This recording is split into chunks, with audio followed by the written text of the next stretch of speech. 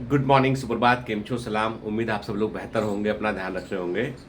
अभी नीट 2025 को लेकर बहुत सारी जो है खबरें आ रही हैं और एक बड़ी खबर ये है कि जो है वो शायद नीट 2025 का जो है पैटर्न, एग्ज़ाम पैटर्न चेंज हो सकता है। सुप्रीम कोर्ट के अंदर जो है वो केंद्र सरकार ने जो है वो अपना हलफनामा देते हुए कहा है कि जितना भी एक कमेटी है जिसने जो भी रिकमेंडेशन दिए हैं, अनुशंसाएं दी हैं, सबको वो अप्लाई कर रहे हैं वो, ठीक है।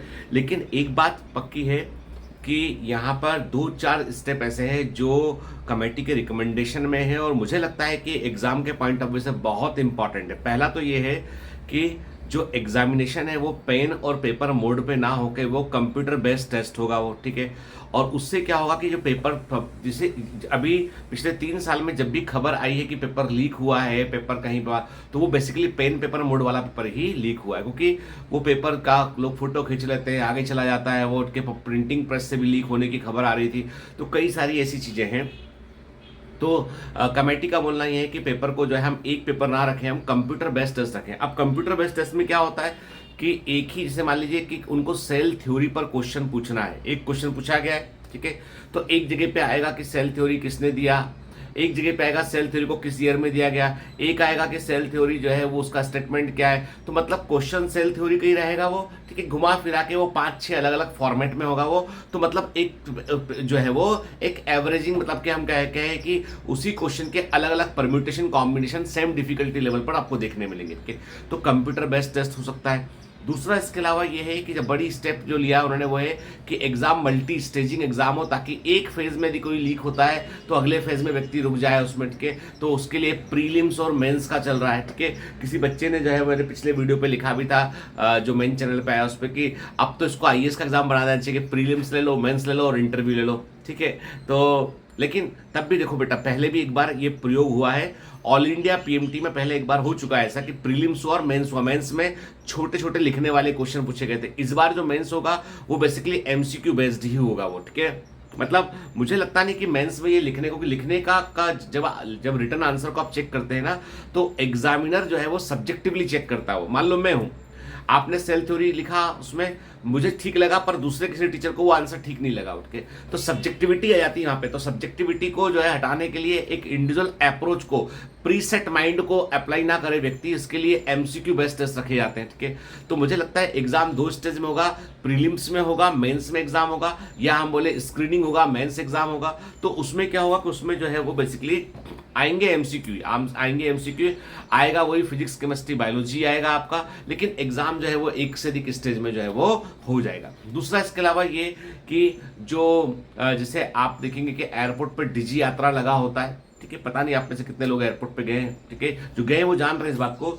हालांकि डिजी यात्रा जो है वो आपका चेहरा, आधार कार्ड इनेबल कर देते हैं, आप उसमें अपना बोर्डिंग पास डाल देते हैं तो चेहरा देख के आपको अंदर अलाउ कर देता है, ठीक है। तो संभवतः ऐसा ही होगा कि आपका एडमिट कार्ड और आपका आधार कार्ड लिंक हो जाएगा और आपका चेहरा देखते आपको अलाउ करेगा, आप अंदर चले जाएंगे, नहीं तो बाहर रहना पड़ेगा, ठीक है। तो कुल मिलाकर बात यह है कि एग्जाम जो है उसमें जो नहीं बदलेगा वो ये है कि फिजिक्स केमिस्ट्री और बायोलॉजी के क्वेश्चन का लेवल, अब लेवल की बात है कि लेवल थोड़ा सा पेपर का इस बार अप जो है हायर साइड रहेगा, या हम ऐसा बोले कि एग्जाम का जो आपका पेपर थोड़ा सा लेंदी हो सकता है इस बार के 25 में। ये बात मानकर चलिए कि बायोलॉजी का पेपर लेंदी होने वाला है, फिजिक्स के पेपर का थोड़ा सा डिफिकल्टी लेवल बढ़ने वाला है, केमिस्ट्री का पेपर भी लेंदी होने वाला है, ठीक है। पेपर सब कुछ एनसीईआरटी बेस्ड ही रहेगा, फिर क्लियर कर दो, पेपर एनसीईआरटी बेस्ड रहेगा, लेकिन एनसीईआरटी की एक लाइन से कैसे कैसे क्वेश्चन बन सकते हैं ये आपको समझना होगा। इसलिए कहीं भी मेरे पास या कहीं पर भी एक टेस्ट सीरीज जरूर ज्वाइन कर लेना, ठीक है, ताकि टेस्ट में किस तरह के क्वेश्चन आ रहे हैं वो आपको समझ में आ सके, ठीक है। मेरे पास करेंगे तो मैं भी वैसे ही क्वेश्चन दूंगा अच्छे, आपको दूसरों के पास करोगे वो भी अच्छी क्वेश्चन देंगे, ठीक है। क्योंकि देखो कोई भी इंस्टीट्यूट जो काम कर रहा है वो ये नहीं चाहता कि उसका बच्चा सिलेक्ट ना हो, हर आदमी चाहता है सिलेक्ट, मेरे बच्चे सिलेक्ट हो उसमें, ठीक है। सब लोग ईमानदारी से काम करते हैं, ठीक है। अब ये पर्सनलाइज अप्रोच है कि आप किसके पास पढ़ना आप चाहते हैं, खैर वो एक अलग मुद्दा हो गया। फिर इस मामले में आपकी जो है बहुत अधिक हेल्प कर सकता है, हम लोग का जो एआई वाला बैच है वो बहुत आपकी हेल्प इस मामले में कर सकता है। खैर अब आते हैं मेन मुद्दे पे। अभी कल या परसों में एक व्यक्ति से मिला मैं, तो वो मतलब वो 2017 में जब बायोमेंटर्स की शुरुआत हुई थी ऑनलाइन में, तो वो तब शुरुआती स्टूडेंट में से एक है, वो संतोष नाम है उनका। शुरुआती स्टूडेंट में से वो एक है। और उस समय उनका नीट का 4th अटेम्प्ट था। तो वो बोल रहे थे कि सर मैंने कोशिश तो पूरी की पर मेरा सिलेक्शन नहीं हो पाया, ठीक है। और फिर मैंने तैयारी करना छोड़ दी क्योंकि मेरी उम्र 24 साल मेरी उम्र हो चुकी थी, ठीक है। उसके बाद फिर मैंने बी फार्मा किया, फिर मैंने हॉस्पिटल मैनेजमेंट का कोई कोर्स किया उसने, और उसके बाद उसने हॉस्पिटल खोल लिया। और डॉक्टर्स आते हैं, अच्छे डॉक्टर्स आते हैं, मैनेज करता है वो उठ के, और अस्पताल चल निकला उसका, और अस्पताल जो है वो बढ़िया कर रहा है। और उसने मुझे फोटो दिखाया तो मैंने देखा कि बड़ा अच्छा 20-25 बेड का अच्छा सा अस्पताल बना रखा है उसने, बढ़िया मैनेज कर रहा है वो उठ के। और मतलब सब खर्चे काट कूट के भी लाखों रुपए का उससे प्रॉफिट होता है उसमें के। और कई सारे लोगों की वो सेवा भी कर पा रहा है वो के, अपने जिनके पास कुछ होता नहीं है उनको आयुष्मान योजना, इन सब योजनाओं में उनका बिल सेट आता है। तो कुल मिलाकर बात यह है कि उसने अपना डॉक्टर वो नहीं बनाया, उसके पास MBBS की डिग्री नहीं है, MD की डिग्री नहीं है, लेकिन उसके पास में मैनेजमेंट स्किल है कि वो हॉस्पिटल को मैनेज कर सकता है, ठीक है। उसके पास फार्मास्यूटिकल का नॉलेज है कि दवाएं कौन सी कहाँ पे क्या लग रही है, पेशेंट की क्या केयर है, उसका कुछ अंदाजा, डॉक्टर जो बात कह रहा है उसको वो समझ पाता है, ठीक है। तो बेसिकली वो हॉस्पिटल एडमिनिस्ट्रेटर बन गया वो, और उसने अपना अस्पताल खोल लिया। अब आप मुझे बताओ कि इसमें क्या बुराई है। फाइनली हम कोई भी प्रोफेशनल एजुकेशन जो लेते हैं वो कमाने के लिए लेते हैं कि एक दिन हम अपने पैरों पे खड़े हो, अच्छा अर्न कर सकें, समाज में हमारा एक रुतबा हो। अब उस आदमी के पास हॉस्पिटल है, उस आदमी के पास जो है वो फार्मेसी की उसकी, अब अस्पताल में तो फार्मेसी लगती है, वो फार्मेसी भी उसी की है के, दवाओं का पूरा नॉलेज है उसको उठ के। और इसके अलावा जो है वो डॉक्टर्स की बातें भी समझ पाता है वो उठ के, मरीज की केयर कर पाता है, हॉस्पिटल को कैसे चलाना है, हॉस्पिटल एडमिनिस्ट्रेशन का कोर्स भी बहुत अच्छा कोर्स होता है।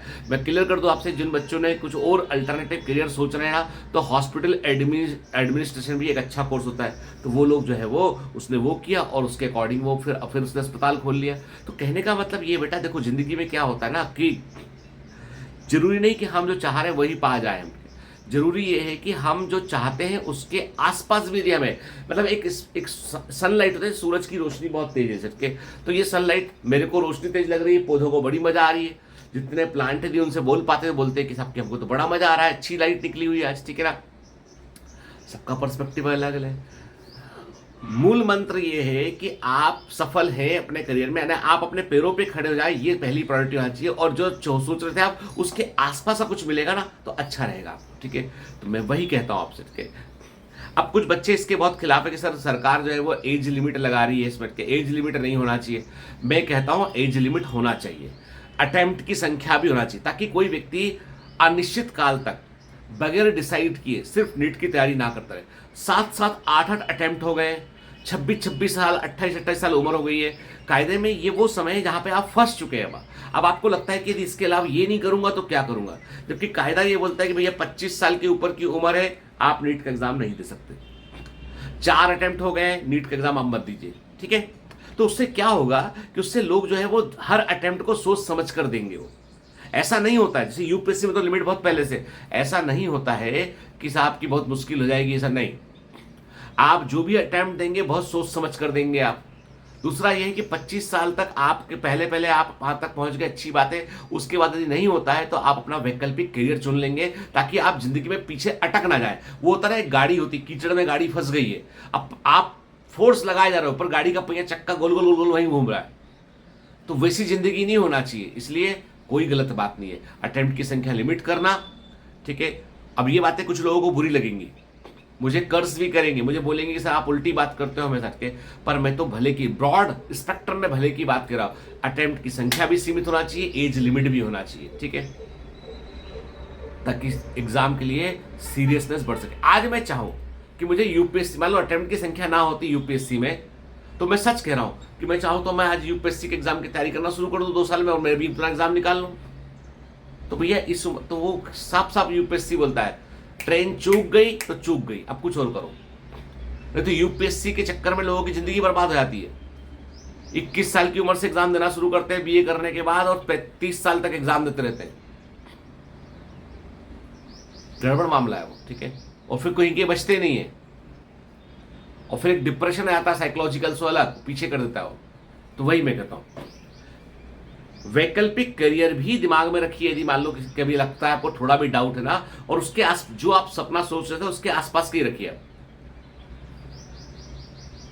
तो कुछ भी बेटा जिंदगी में कोई धंधा छोटा बड़ा नहीं होता है, ठीक है। बंदा जो है ना वो स्ट्रांग होना चाहिए। धंधा इंपॉर्टेंट नहीं है, बंदा इंपॉर्टेंट है। कौन इंपॉर्टेंट है? बंदा। ठीक है, चलिए, have a great day, all the best, bye bye.